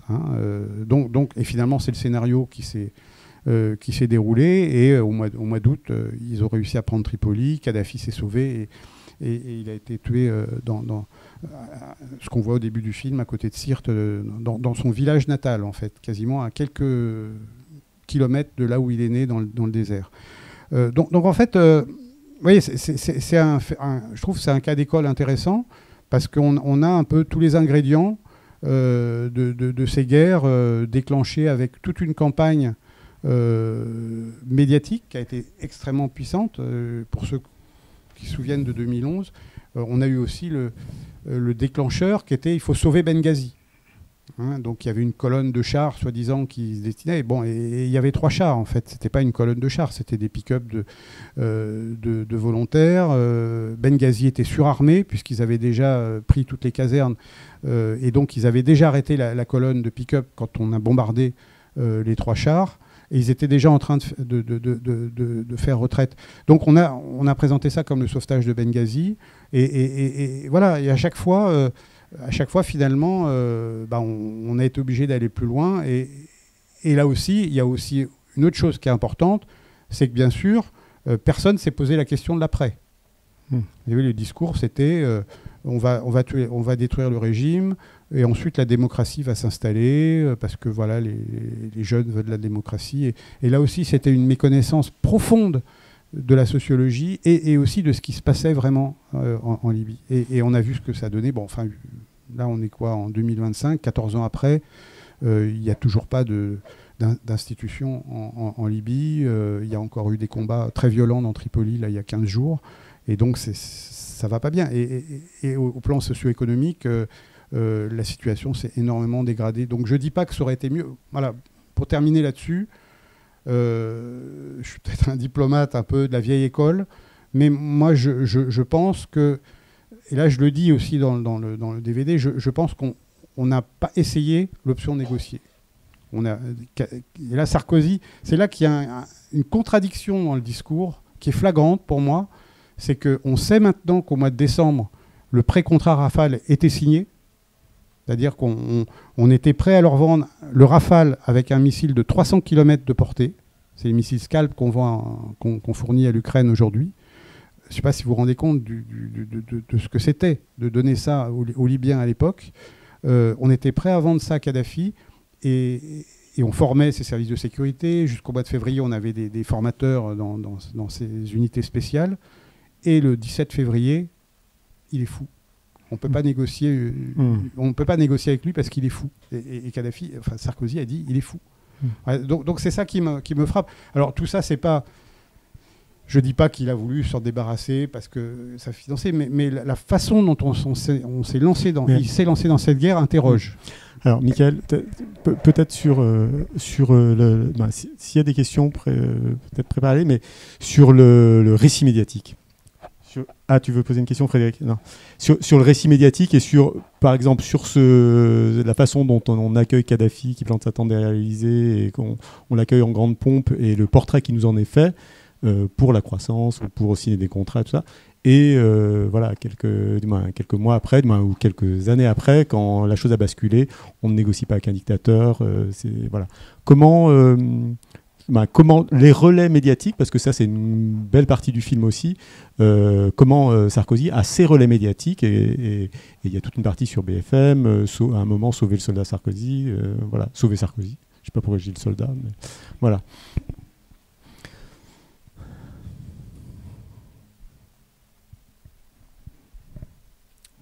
Alors, je ne suis pas expert de ces questions de relais médiatiques, des positions diplomatiques de la France. Je suis observateur. Par ailleurs, c'est pareil, j'essaie de ne pas être complotiste dans ce qu'on sait des relations entre Nicolas Sarkozy et les médias. Donc il y a deux choses différentes. La première que je ne connais pas très bien, mais que j'observe depuis 25 ans que je fais le métier, c'est qu'il y a toujours quand même une complaisance des médias français à l'égard des positions diplomatiques de la France. On accompagne beaucoup ce que pense le Quai d'Orsay, ce que pense le ministère de la Défense. Sur le moment, il y a assez peu de questionnements et de remises en cause. Patrick donnait l'exemple de la Libye, mais en fait, moi, j'ai pas tellement de souvenirs au cours des 25 dernières années d'un moment où sur le coup, les médias français s'interrogent en profondeur sur les choix stratégiques qui sont faits par l'État français. C'est comme un rouleau compresseur qui s'avance au nom de la raison d'État, au nom de la diplomatie mondiale. Je ne sais pas si... Patrick parlait de l'Irak en 2003. Si on avait eu des va-t-en-guerre à la tête de la France en 2003, moi je pense que les médias français auraient accompagné ça, comme les médias américains ont accompagné d'ailleurs la position américaine en 2003. Sur le moment, c'est comme si on n'avait pas les outils, la connaissance suffisante pour interroger les choix. Si ces voix-là sont pas entendues, on leur donne pas une place médiatique. Effectivement, très peu entendu. C'est pour ça que je parle de rouleau compresseur en fait, qui écrase tout. Après, l'animal Sarkozy, il a des relais diplomatiques par ailleurs qui sont très importants. Diplomatiques, tu veux dire. Médiatiques. Voilà, on l'a vu pendant toute l'affaire, c'est-à-dire qu'il a un poids. Il y a une relation par ailleurs entre les médias et les politiques en France qui est un peu incompréhensible et un peu là pour le coup spécifique à la France, qui est que devant une parole d'un homme d'État et d'un président ou d'un ex-président, c'est tapis rouge en fait. On peut débloquer 20 minutes d'un 20h s'il le demande, il s'invite comme il veut, quand il veut, pour dire ce qu'il veut, en étant généralement à peine contredit, dans un mode de questionnement journalistique qui est très faible. Il y a des exceptions, hein, c'est pas pour mettre tout le monde dans le même seau, mais souvent, en fait, on le sait, hein, historiquement, les présidents choisissent leurs intervieweurs, c'est quand même spécial. C'est-à-dire, non seulement on s'invite, mais en plus on décide. Et on le voit actuellement, je veux dire, Anne-Sophie Lapix, qui est une journaliste qui fait très bien son métier, elle saute. Voilà, elle embête trop les politiques, ils veulent plus venir aux 20h de France 2, bah, voilà, c'est pas officiel, mais tiens, elle saute.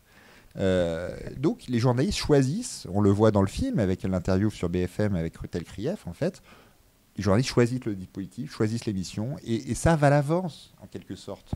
Les questions qui vont leur être posées sur Mediapart, on avait raconté, on avait eu accès à la préparation d'un entretien entre Jean-Pierre Elkabbach et Brice Hortefeux. Et c'était formidable, parce qu'on avait les coulisses de la préparation de l'interview, où en fait Elkabbach était le coach de Hortefeux qui lui disait ce qu'il allait devoir répondre et comment il allait le questionner. Et à un moment, il se faisait des blagues et il disait attends, on va dire que je suis raciste. Et Elkabbach disait mais t'es raciste, on le sait, tout le monde le sait. Enfin, c'était incroyable, quoi. Et donc cette proximité journaliste-politique, extrêmement dérangeante, elle est démultipliée pour les gens qui sont à la tête de l'État. Et Nicolas Sarkozy, il se vantait d'être le DRH de TF1. Il faut prendre Harry Roselmack pour faire le 20h. Enfin, je veux dire, il ne s'en cachait même pas, en fait, d'être celui qui faisait la pluie et le beau temps dans les médias français. Au Figaro, ça serait quand même mieux que ce soit lui qui suive la droite plutôt que lui, etc. Enfin, et donc, il avait une proximité avec les journalistes et avec les patrons de presse, et avec les patrons de médias.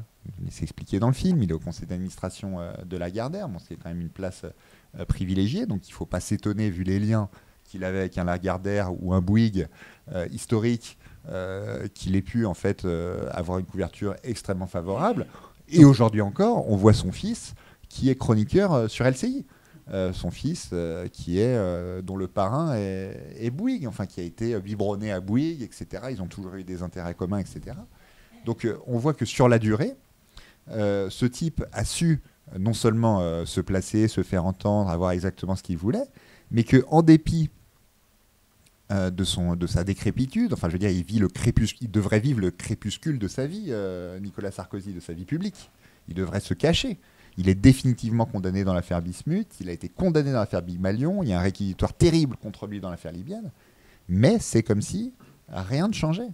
Malgré ça, en fait, que ce soit dans le monde politique où il continue d'inaugurer des choses, de se déplacer avec un Darmanin ou avec un Retailleau qui lui tresse des louanges à longueur de journée, qui demande à ce qu'il n'y ait plus de sursis possible pour des gens qui jettent un mortier un soir de victoire en Ligue des Champions, mais qui disent qu'il faut qu'il y ait une justice moins laxiste, qu'il faut être dur, etc., mais qui se déplacent avec lui au quotidien et qui lui donnent des brevets d'innocence.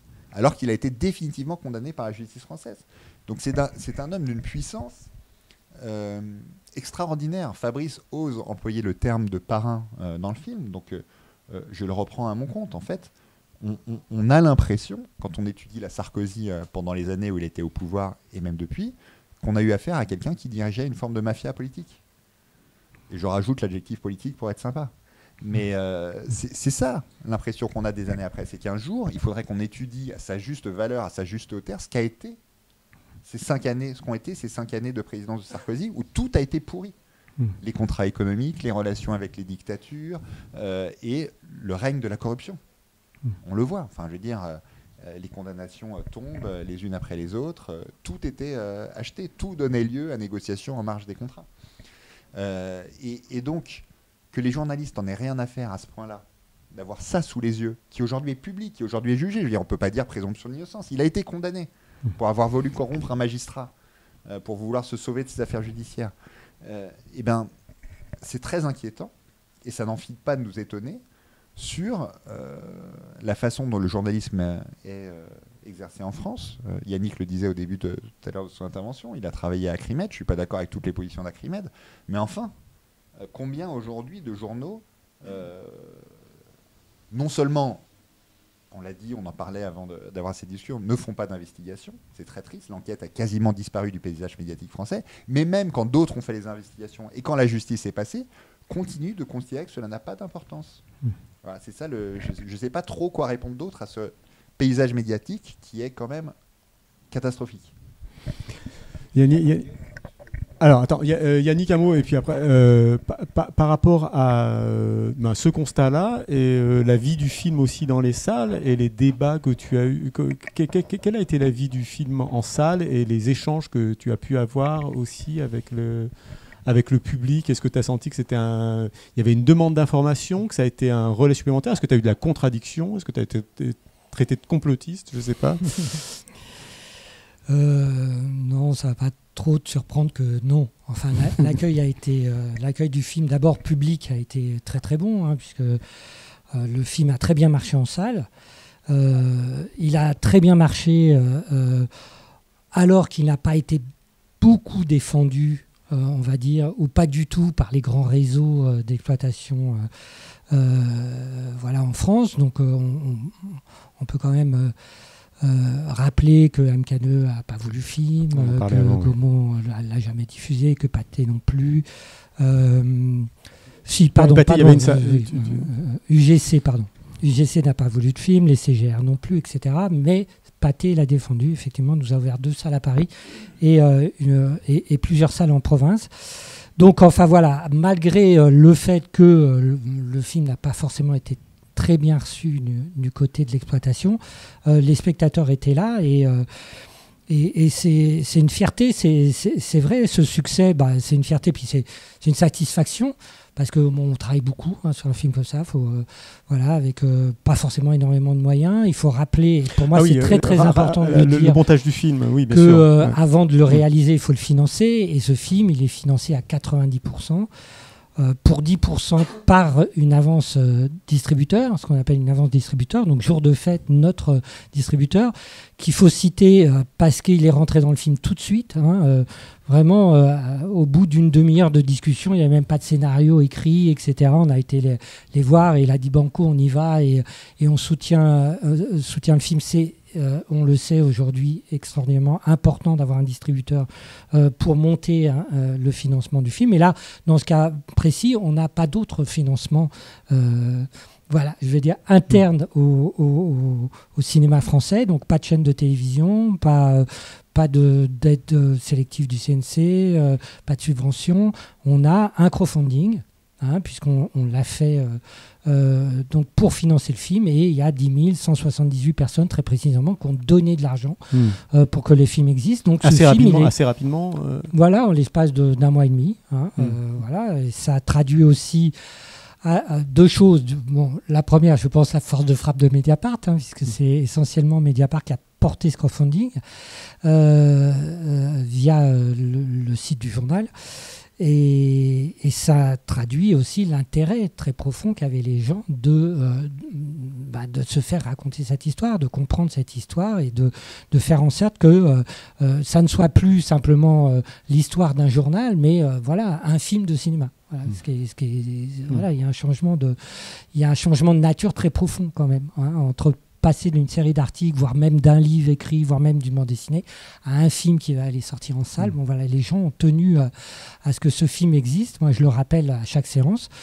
Ensuite, je le disais au début de notre intervention, très tôt, dès le début, il y avait l'idée d'accompagner le film. Et donc, la rédaction de Mediapart, dans son ensemble, se sont largement mobilisés. Il y a beaucoup de journalistes qui ont été partout en province, mais vraiment partout. Alors, je n'ai pas le décompte très précis aujourd'hui des débats, mais il y en a au moins eu 150, hein, au moins. Hein. Dans toute la France, vraiment dans toute la France, hein, des Pyrénées, non pas à Lille, parce que Lille, il n'y a pas eu un seul cinéma à diffuser le film dans ce qui est quand même la 3e ou 4e ville de France, parce qu'il n'y a plus de cinéma indépendant à Lille, il n'y a plus que des réseaux. Donc le film n'a pas été montré à Lille, mais enfin voilà, on a débattu voilà, un peu partout en France et ça continue. Et la semaine prochaine, on en fait encore un débat à Orsay, tu te souviens, mercredi prochain. Petit rappel. Voilà, donc il y avait une demande très très forte des salles et des collectifs, d'associations, à programmer le film. Des fois pour une seule séance dans la semaine, hein, pas forcément 5 séances par semaine, et puis d'avoir une intervention qui complète, nuance, développe un certain nombre de questions que les gens pouvaient se poser après avoir visionné le film. Donc l'accueil il était très bien. Je parlais effectivement de fierté parce que sur le site d'Allociné, qui est un peu le thermomètre un peu de l'intérêt que les gens portent, ou enfin en tout cas de niveau critique des films. Critique de spectateurs. C'est pas le seul thermomètre, mais c'est un thermomètre important aussi parce que c'est le thermomètre aussi des exploitants. Enfin, les gens de cinéma regardent beaucoup ça. On a eu une note de 4,5, ce qui est une note très exceptionnelle. On est même monté à 4,7 au début de choses. Je crois que c'est donc qui en retour disait les gens qui ont vu le film l'apprécient réellement, laissent des commentaires, etc., qui sont souvent ceux de gens très satisfaits par le film. Donc ça c'est bien. Oui. Donc dans les débats, beaucoup de questions. Alors c'est vrai que au bout d'un moment, les questions se ressemblent, c'est normal. Il y a pas comme ça une infinité de questions qui peuvent émerger d'un film comme celui-là, mais souvent des gens, effectivement, comme tu le disais, qui ont la mâchoire qui tombe, qui sont interloqués, parce qu'ils avaient entendu parler de l'affaire, ils n'étaient pas nécessairement des abonnés ou des lecteurs de Mediapart, et ils découvrent ce qu'a été une partie de la carrière politique de Nicolas Sarkozy, donc d'un ancien chef de l'État, de quelqu'un qui est encore très présent dans la vie, comme tu le disais, politique aujourd'hui. Et pour beaucoup, enfin, c'est un traumatisme. Hein. Un effet marrant aussi, c'est que le film a fait que les gens sont allés au procès. Le procès a fait salle comble tous les jours. Oui, d'accord. Parce que la date de sortie a été choisie en fonction de... Oui, on est sorti à 2 jours d'écart. Et donc, en fait, les gens voyaient le film et ensuite, ils allaient au spectacle. Ils allaient voir le procès pour voir en vrai les protagonistes, voir Sarkozy, voir la défense. Et donc, c'était marrant. Et Fabrice et Karl, tous les jours, en fait, il y avait des gens qui venaient les voir, qui leur disaient j'ai vu le film, c'est incroyable. Et puis, qui leur posaient des questions. Ils étaient consultants direct en parallèle de leur métier. Bon, c'est un effet amusant. C'est rare, en fait, dans un... Oui, mais c'était aussi ce que tu disais par rapport à occuper... que ce film prenne place dans l'espace public et suscite du débat, parce qu'il y a une carence claire au niveau de la scène médiatique. Oui, la date de sortie, elle était prévue depuis longtemps. Et évidemment, c'est pas un hasard qu'on sort la même semaine que l'ouverture. On est sorti mercredi, le procès s'était ouvert le lundi, donc 2 jours avant. C'était tout à fait volontaire, choisi. Ce qui a demandé de travailler très très rapidement moi, pour pouvoir répondre à cette exigence, cette contrainte et puis cette promesse qu'on avait fait à jour de fête, que le film serait prêt pour cette date-là. C'était pour bénéficier effectivement de l'intérêt qu'allait avoir le public, les citoyens et les citoyennes en France pour cette affaire à l'occasion effectivement de l'ouverture du procès. Alors c'est vrai qu'on espérait une couverture médiatique un peu plus importante, non pas du film, mais du procès lui-même et de son ouverture et de ce qui allait se passer au tribunal. On a été, encore une fois, peut-être naïf, trop naïf, surpris du peu, effectivement, d'écho médiatique qu'elle pressait. Alors, on en a un tout petit peu parlé la première semaine. Mais ça n'a pas fait l'ouverture d'une matinale radiophonique, ça n'a pas fait l'ouverture d'un JT de la télévision, ni même des chaînes d'information en continu. Donc ils y ont, moi le lundi on en a parlé comme ça ponctuellement, mais pas plus que ça. Donc la réponse, c'est voilà, la meilleure des défenses, c'est l'indifférence, le silence, la non-riposte. En bon acrimédien, moi je serais un peu moins nuancé que les Michael sur l'état des lieux du paysage médiatique français. Mais enfin, ce qui est très clair, et on le voit et on en parle à la fin du film, au moment où on raconte l'histoire de la fausse rétractation de Takedine. On publie les échanges qu'avait publié d'abord Mediapart, entre l'attaché de presse de Nicolas Sarkozy et un certain nombre de figures en haut de l'organigramme de LCI. Ils sont sidérants de connivence. Enfin, on sent une opération totalement menée, totalement fabriquée, totalement suivie par un média d'information au plus haut niveau. Donc avec la volonté effectivement de le blanchir, de tenter de le blanchir, donc de participer à ce que la justice a appelé une machination, puisque à nouveau Nicolas Sarkozy, et ça va faire l'objet vraisemblablement d'un autre procès, mais en tout cas il est déjà mis en examen une nouvelle fois dans cette affaire, en parallèle de l'affaire qui a été instruite jusqu'au 11 avril dernier. Donc voilà, moi je pense qu'effectivement il y a un modèle français de corruption politique des médias. Je pense que Nicolas Sarkozy ne s'en est jamais caché, mais il y a une influence énorme à travers Lagardère, à travers Bouygues, aujourd'hui à travers Bolloré, etc., qui est la seule chose qui puisse expliquer cette espèce de mystère d'un homme politique de premier plan, condamné, donc, comme le disait Michael, qui devrait vivre son crépuscule, et ne plus jamais, on devrait ne plus jamais lui donner sa parole, puisque la parole est complètement discrétée. Non, on continue à lui poser les questions, on continue à l'inviter, on continue à le solliciter et à faire de lui, non pas un animateur aujourd'hui premier plan de la vie politique française, mais un personnage secondaire important. Si le 25 septembre il est condamné, on pourrait s'attendre à des grands débats sur ce que ça révèle. Ça y est, en fait, depuis tant d'années, on nous dit la justice n'est pas passée, etc. Mais moi, je pense que le débat, ça sera est-ce que les juges sont trop puissants ? Ça sera ça sur les chaînes d'information en continu. Est-ce que les juges ont trop de pouvoir ? Est-ce que les juges sont politiques ? Est-ce que ce sont des juges rouges ? C'est terrible, mais la façon dont le débat public est organisé, c'est ça.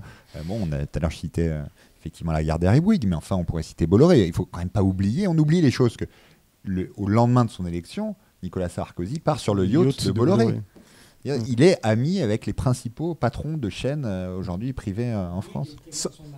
Effectivement, voilà, le parrain de Louis, dont on a vu ces derniers mois, enfin il y a quelques mois, cette espèce d'ascension, de fabrication d'une ascension médiatique complètement hallucinante, où il est maintenant chroniqueur sur LCI, il a été invité, spécialiste des États-Unis, au moment de l'élection de Trump, alors qu'il n'avait aucune légitimité particulière à donner son avis sur une élection comme celui-là, ou en tout cas à remplacer les journalistes ou les envoyés spéciaux des médias considérés à ce moment-là. Donc et maintenant il affirme vouloir avoir une vie politique, enfin voilà, se porter candidat à une municipalité dans le Var, etc. Bon, on sent une fabrication médiatique à 100%, de cette notoriété de quelqu'un qui n'a aucune légitimité, si ce n'est d'être effectivement le neveu, enfin le filleul de Martin Bouygues et le fils d'eux, quoi. Voilà. Des questions Mais alors un complément. Alors Patrick, un complément et après une question. Oui, un complément. Vas-y. En fait, par rapport à ce que disait Mickaël, c'est important d'avoir ça à l'esprit. Je pense qu'effectivement, on aurait eu en 2003 une position politique différente sur l'Irak. On aurait eu un consensus qui se serait extrêmement vite mis en place, mais pas que dans les médias. Il y a des choses plus systémiques. Bien sûr, il y a la corruption de Sarkozy, mais je crois qu'il y a eu un retour il y a quelques années, et je suis bien placé parce que je l'ai vu venir au Quai d'Orsay, de l'idéologie néoconservatrice. Néoconservatrice, c'est-à-dire que voilà, on va amener la démocratie par la guerre. Et cette idée qui est venue après la fameuse concept de R2P, qui est la responsabilité to protect, où on pense, qui a été le prétexte d'ailleurs de l'intervention, où on pense qu'effectivement on va faire la guerre. En général, c'est dans des pays arabes ou des pays du Sud, pour amener la démocratie. Et ça, c'est quand même quelque chose qui est bien ancré chez beaucoup pas que des médias, d'intellectuels, et on revoit à chaque fois les mêmes mécanismes. Cette fois-ci, c'est la bonne, c'est une guerre juste, on y va pour les valeurs, on va amener la démocratie, etc. Et je pense que cette opération libyenne, comme l'opération irakienne avant, comme l'opération somalienne avant, enfin, on a quand même une longue liste maintenant d'interventions militaires au nom des droits de l'homme, ça n'a pas marché, parce qu'en fait, les armées occidentales savent détruire des États, savent détruire des institutions, mais un processus de reconstruction nationale, c'est un processus qui se fait de l'intérieur. Donc penser qu'on va reconstruire ça en envoyant quelques casques bleus ou quelques gens pour organiser des élections, ça ne marche pas. Donc il faut se poser la question avant.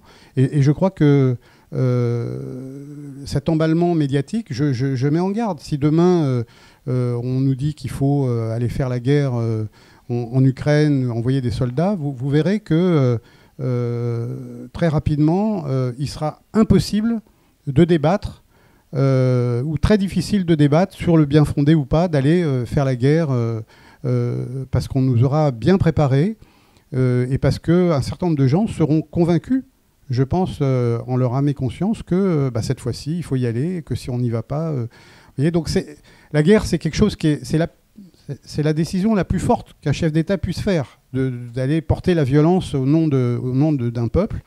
Et je pense que c'est quelque chose qui, rapidement, arrive à rassembler, à part des gens qui sont extrêmement politisés et déjà conscientisés des enjeux, mais une grande partie de l'opinion publique basculera... et des médias aussi, et des politiques. Il ne faut pas oublier qu'en 2011, toute la classe politique, le PCF était vraiment, pesait pas grand-chose. À l'époque, c'était quelques députés, mais il y avait guère que le PCF et le Front National, pour des raisons opposées. PCF parce qu'ils étaient sous couvert d'anti-impérialisme, et le Front National parce qu'ils soutiennent les dictateurs. Donc chacun pour ses raisons finalement était mais et donc c'était extrêmement difficile de porter une voix un petit peu alternative à ça, et je soutiens, moi je rejoins ce que dit Mickaël. On a très rarement des critiques fortes. Je ne sais pas si vous avez vu quand Macron a lancé il y a quelques semaines son idée d'aller envoyer des soldats en Ukraine, sans aucun mandat, sans but de guerre, sans rien. Je n'ai pas vu énormément ça aurait pu être une levée de bouclier, et en fait on a commencé à débattre et combien d'hommes, et pour faire quoi, et avec des avions, et avec quel avion, et ceci. Et donc les débats se portaient sur des aspects techniques. On voyait les habituels généraux qui viennent sur les plateaux télé pour parler des différents scénarios, mais l'esprit critique s'envole. Voilà, c'est un peu ce que je voulais dire. Attends, il y a une question. Bonsoir, c'est un peu confus. On parle de Sarkozy ou de la Libye? C'est juste pour savoir. On peut parler des deux? Absolument. Bon, pardon, excusez-moi. D'abord, je voulais vous remercier au sujet de les nouveaux chiens de garde, parce que ça me sert encore aujourd'hui d'argument quand on a des discussions. Ça a été c'est en libre sur YouTube. J'ai pas vu le documentaire, mais au sujet de Sarkozy, j'ai lu le bouquin d'Éric Robert qui explique comment 2 milliardaires, un Canadien et un Belge, l'ont mis en place, en fait, quoi. Vous disiez que Sarkozy, entre autres, c'est l'ami des milliardaires. C'est pas un ami, c'est un nervi. On n'est pas dans une démocratie, on est dans une oligarchie. Ce sont les milliardaires qui possèdent les médias. Et quand ils ont besoin de mettre quelqu'un à l'Élysée, ils le mettent, quoi. Il y avait ce fameux documentaire d'Arte qui expliquait comment Marcel Dassault a fabriqué Jacques Chirac pour le mettre à la présidentielle. Ensuite, on va arrêter là sur Sarkozy. Oui. Ce que je voulais savoir, éventuellement, vous allez peut-être être au courant, il y a des bruits sur le net qui disent comme ça qu'en fait, l'exécution de Kadhafi, ça a été consécutif au fait qu'il aurait aimé avoir une coalition de pays africains pour pouvoir créer une banque et une monnaie africaine qui aurait permis de vendre du pétrole autrement qu'en dollars. C'est justifié, ce genre de bruit ?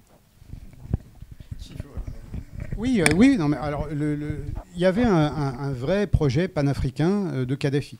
Donc il était très populaire en Afrique, il finançait énormément de projets, mais pas que des projets guerriers, il y avait des projets de développement un peu partout, et donc notamment aussi un projet de satellite africain, avec des télécommunications africaines.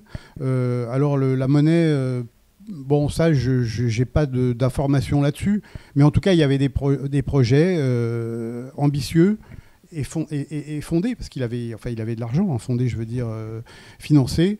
Donc il avait lancé son Union africaine. Et c'est vrai que c'était une réalité. Et donc Kadhafi était populaire non seulement chez les dirigeants, chez beaucoup de dirigeants, mais aussi au niveau des opinions publiques. Il représentait la fierté retrouvée. Enfin voilà.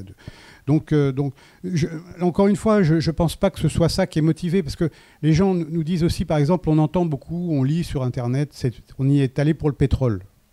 Je sais pas, moi je l'ai entendu, il y a même des documents que Hillary Clinton aurait fait fuiter, comme quoi effectivement les entreprises françaises étaient...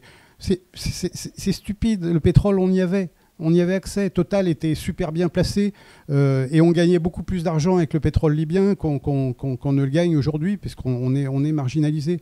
Donc je dirais que ce type d'argument, je pense pas que ce soit ça, qui se soit réunis dans un bureau ovale autour de Sarkozy en disant bon, combien de contrats on peut signer si on dézingue Kadhafi, et est-ce que son projet ça va nous... Voilà, je pense qu'il y avait ça, c'est vrai, mais de là à penser que ça ait motivé ou que ça soit entré en ligne de compte dans le choix de Sarkozy, moi personnellement, j'y crois pas. Moi, ce que je trouve intéressant, c'est tout ce que cette affaire révèle, quoi, de médias qui vont être complètement suiveurs et sans critique, d'un pouvoir qui va... l'engrenage comme ça qui va embarquer Sarkozy à prendre une décision après telle autre, et l'engrenage de la guerre avec toute l'imprévisibilité qu'il y a. Je trouve la réalité est parfois plus frustrante mais plus complexe, mais elle révèle qu'un homme a des réseaux incroyables, qu'un président a besoin d'une guerre, bon, voilà, tout ce dont on a parlé.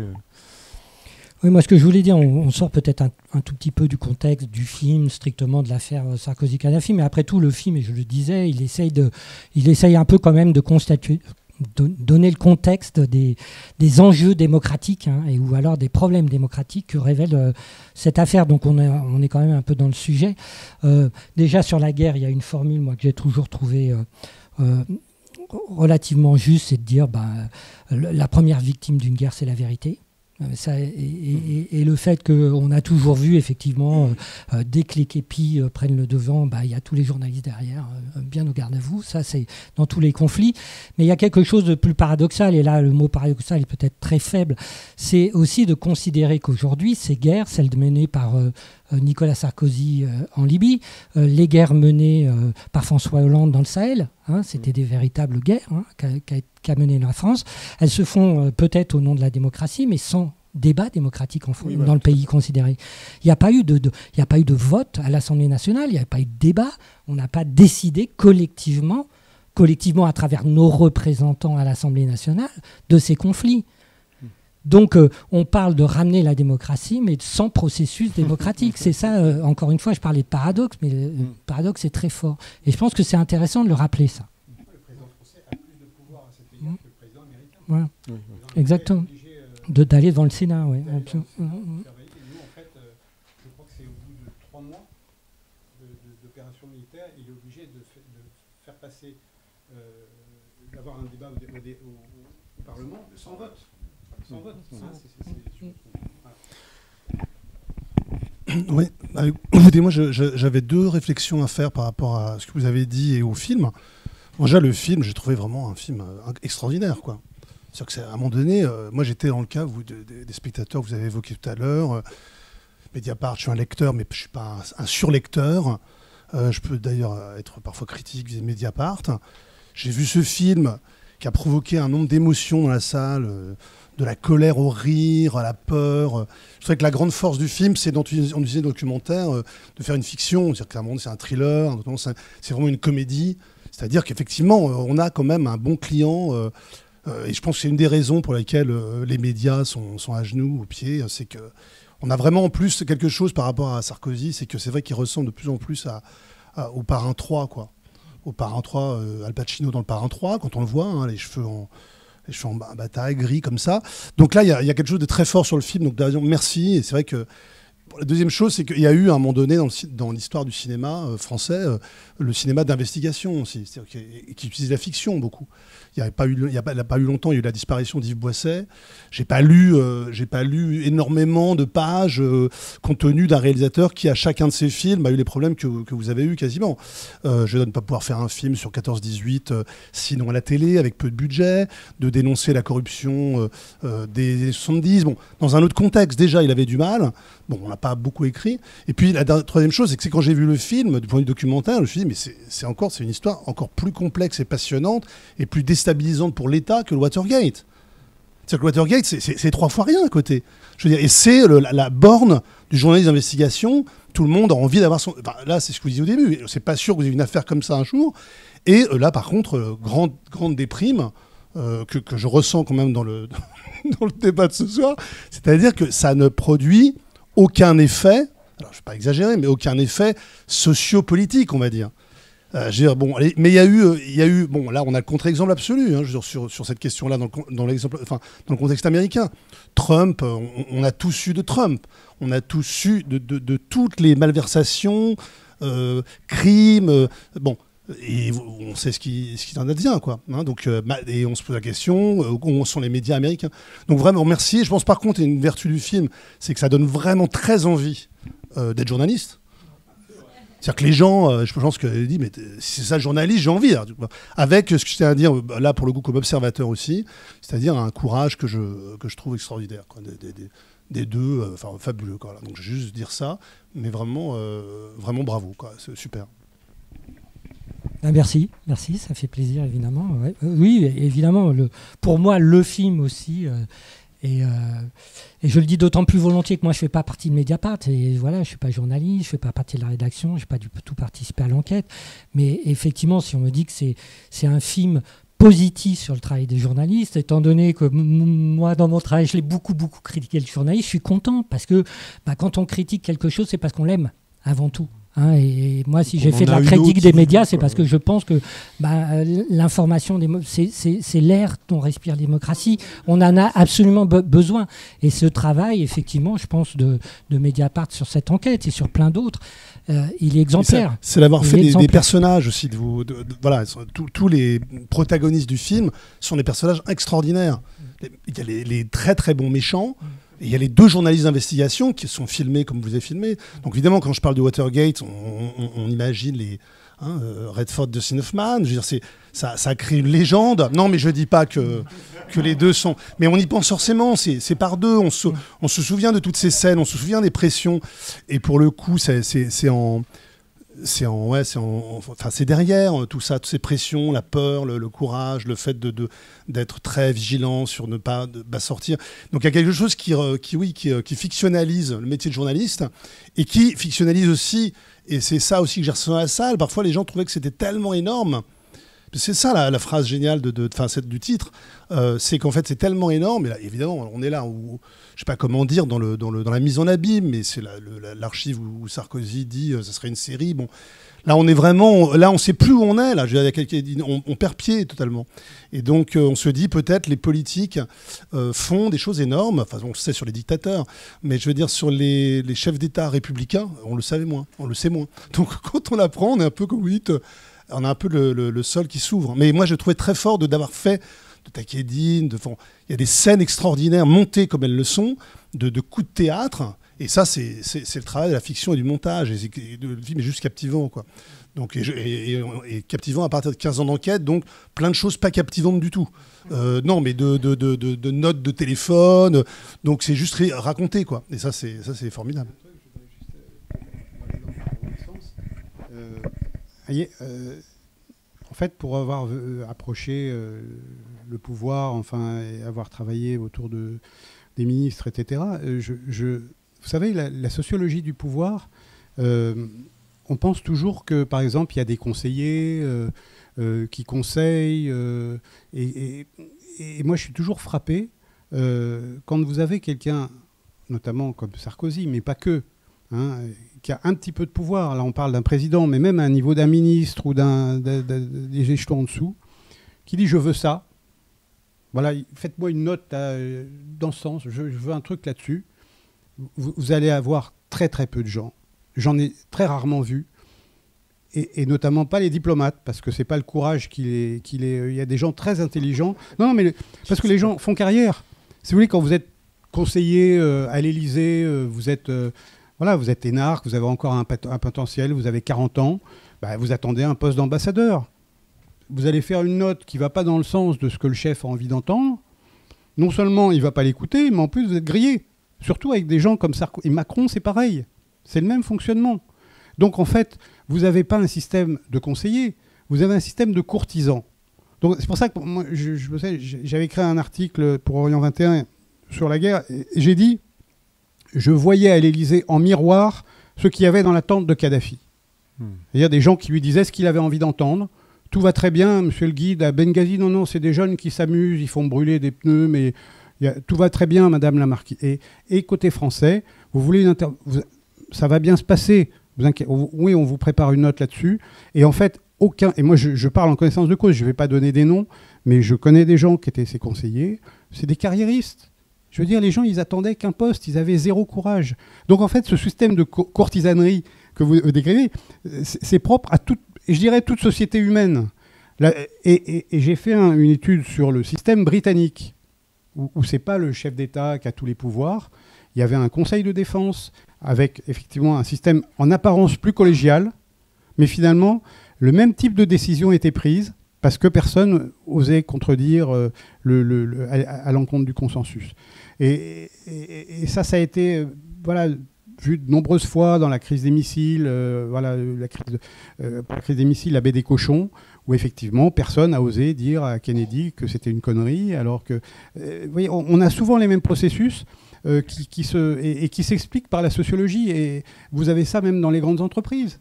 Il y a des décisions absurdes qui sont prises où on n'ose pas trop, on sait qu'on n'a que des coups à prendre, et sûrement dans une salle dans une rédaction aussi.